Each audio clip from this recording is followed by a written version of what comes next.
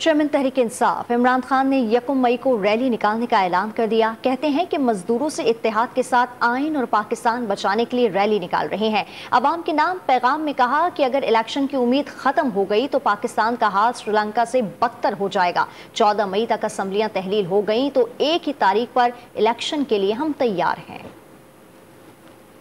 मंगल को हमारी टीम जाएगी।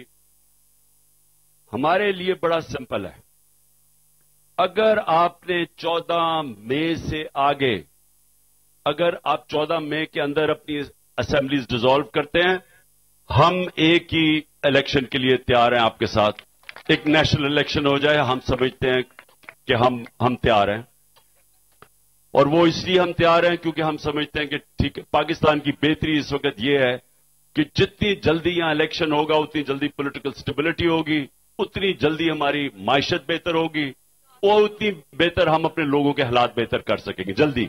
ये हमारा, इसलिए हम चाहते हैं कि इकट्ठे इलेक्शन हो जाएं।